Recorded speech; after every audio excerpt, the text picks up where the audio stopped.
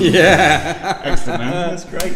Well done. What a pleasure. Well done. That's great. Brings me back to the Bath Guitar Festival of 2004. 2004.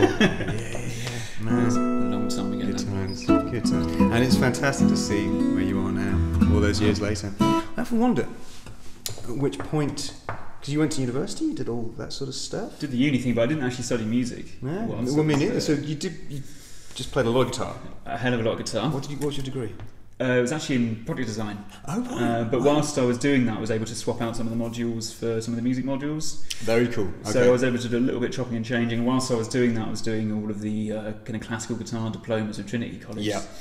And when I got to my final year in uni, I was also doing my fellowship with Trinity. Wow. So that was a little bit much. Kind of became a bit of a hermit. Wow. For a while. That's great. But, That's the thing about university. You don't have to do a music degree. Just choose a degree that doesn't have much time, many hours to do. Yeah, basically, yeah. My degree was about 8 hours a week, I think. Exactly. Which then left me with 100 hours for guitar playing. My degree definitely suffered. Yeah. As a result, I think, definitely. Because what did you studied? Am I right? English? I did English. Yeah, I did English, and I did a master's in English because I needed another year to work on modes, basically. So I did a master's which had about 3 hours a week. Yeah. So I needed that extra 105 hours to work on my jazz theory.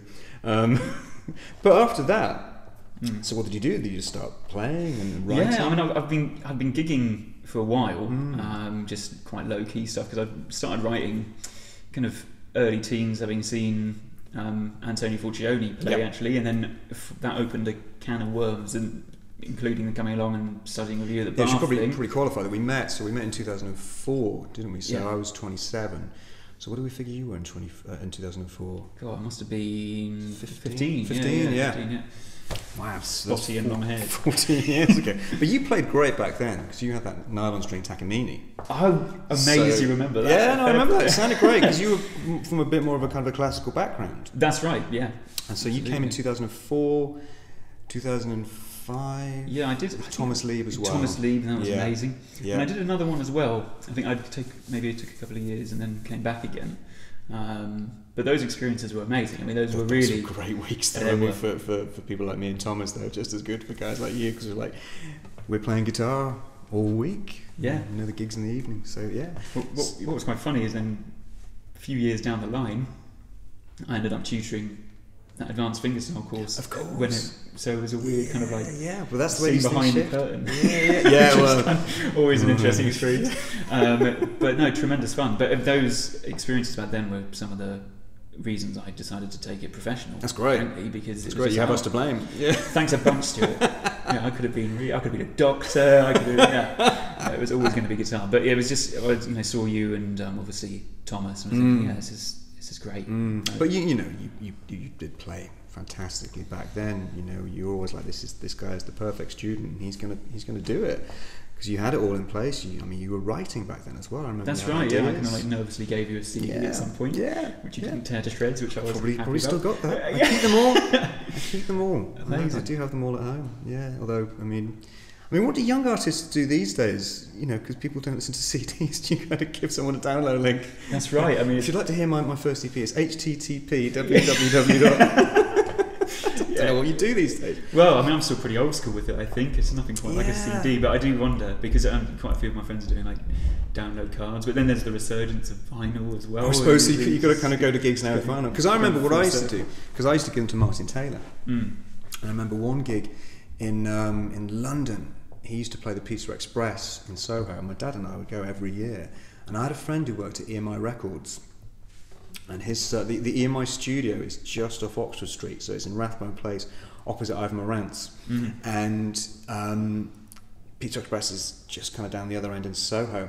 And my friend was mastering this 4-track EP, and I was like, I've got to have it on the Friday night. And I remember I literally ran from the Pizza Express to get this freshly mastered CD and had to run back in time to do the whole. Would you like to listen to that's it? fantastic. And he was great because he did listen to them all and he used to write. And he's wonderful like that. But yeah, I do wonder these days. What do you do if you're starting out?